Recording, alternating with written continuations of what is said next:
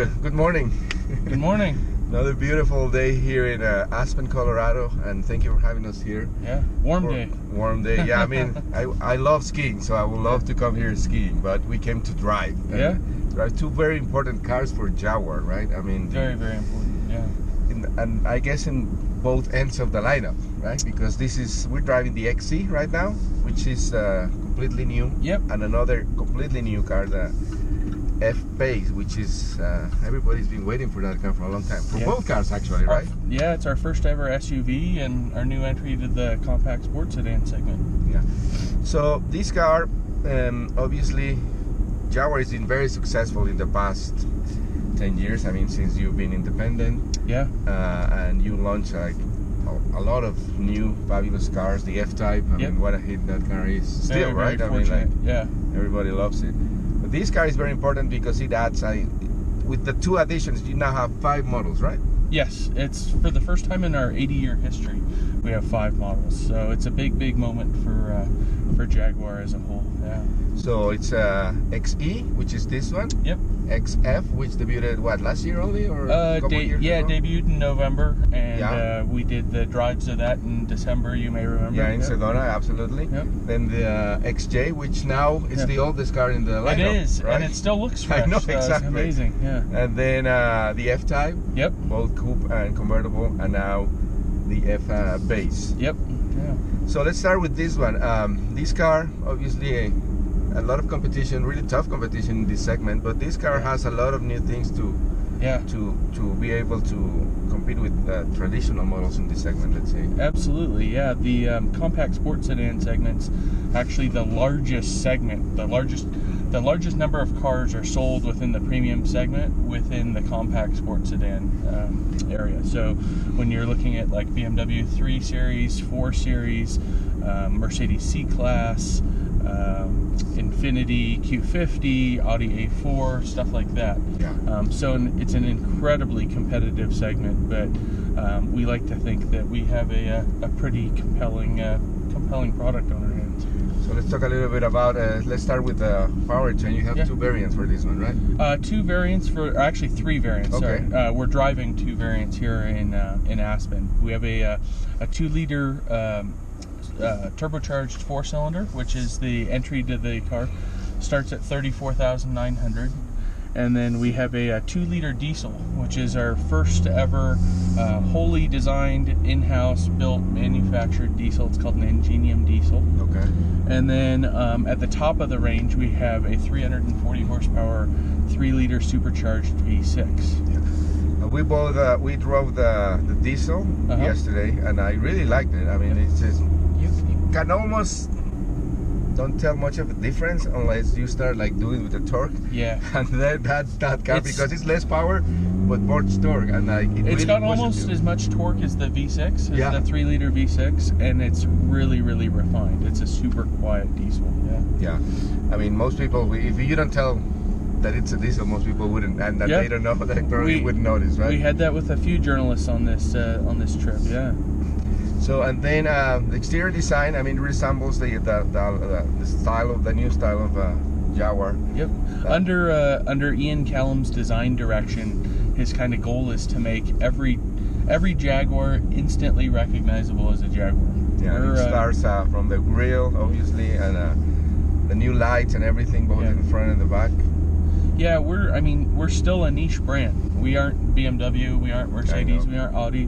So people don't see these cars all the time. Yeah, that's an advantage, I think. And hopefully that'll change with the XE and the F-Pace. But no, but I mean, it's an advantage. I was just talking to a colleague of mine from Miami, and like Miami, you know, it's like one of the cities where you have a lot of people who like to show up. Yeah. And you see a lot of BMWs, a lot of Mercedes, but like you don't see that many, and it's still like really nice looking. But as you said, like the base price for this one is not that high, so I mean, it's a really good. Yeah, it's a great offer. It's a great entry point to the brand, both the F-Pace and the XE.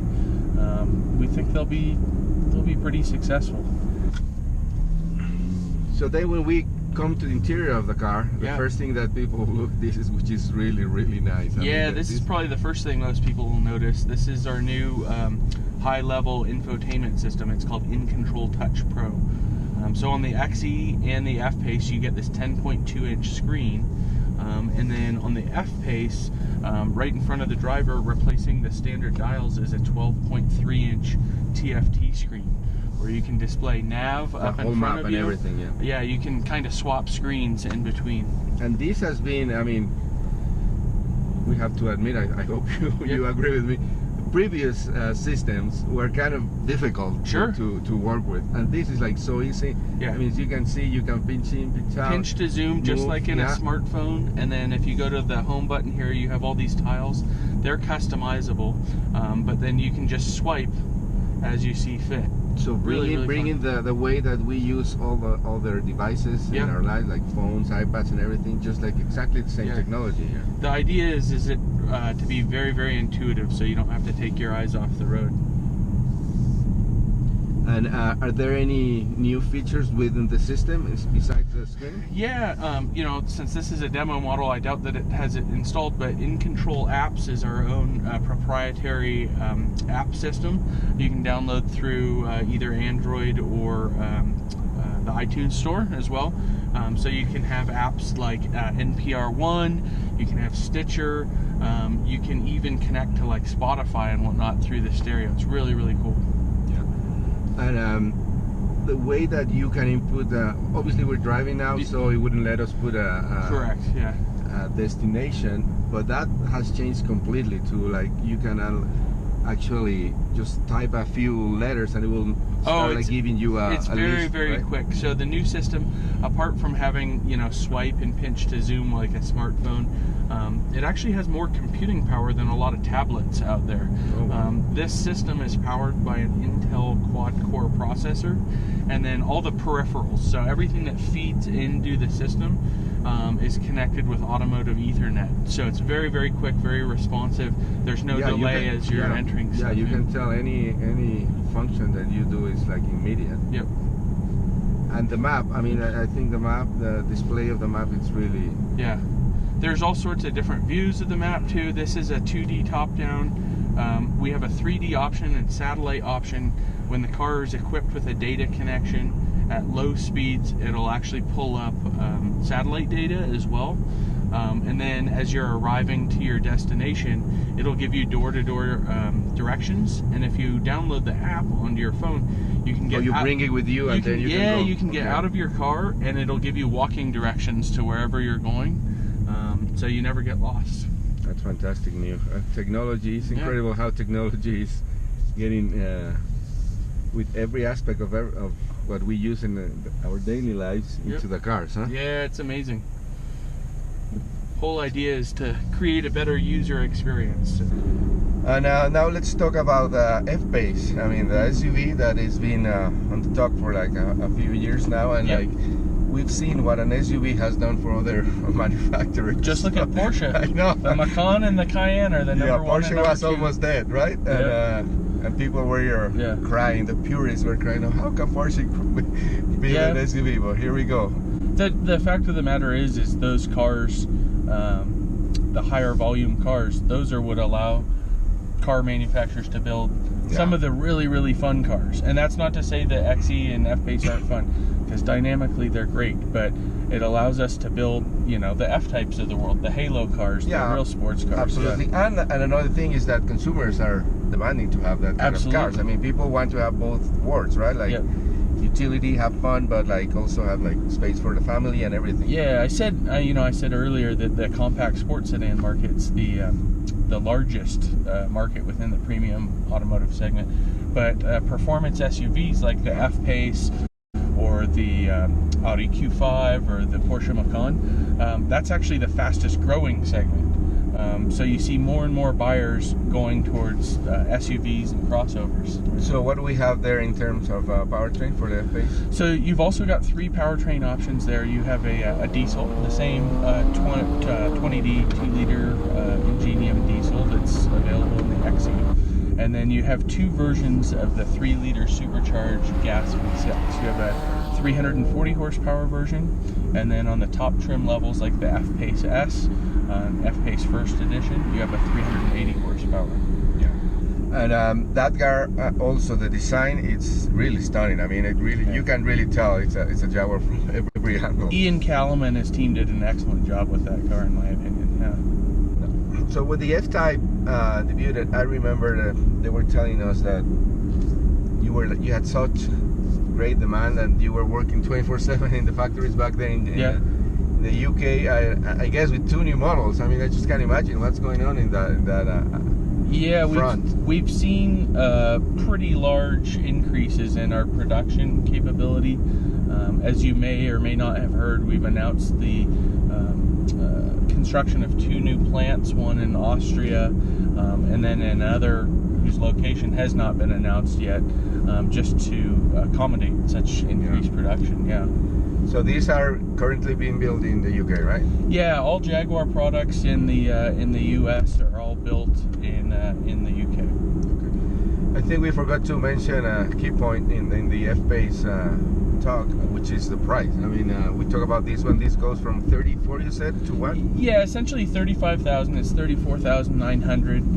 The F-Pace actually starts at just under 41,000, 40,990. So really, really good entry points for both cars to the brand. And what's the most you can spend in both the XE and the F-Pace? The F-Pace base price tops out at about just under 70,000 for a very limited edition version called the First Edition. That's limited to 200 units, but if you look at regular production cars, F-Pace tops out at about 56. Okay. And wow, that's not a lot. Yeah, you can add options, and it gets a bit more expensive. Well, thank you very much for having us here again. Thank you for coming. We really enjoyed both cars, and I mean, Jaguar has been in a really successful run in the past few years, but with this one, I think you're going to be very busy for the next years to come, because you not only have this, I mean, probably you won't tell me, but I mean, there's so many variants that you can add into every model, like you do with all the other cars. Yeah, right? It's an exciting time for us. We're really looking forward to what the future holds. Excellent. Thank you very much, Nate. Thank you, sir. We're gonna keep enjoying here the drive in around Aspen. Yep. Thank you.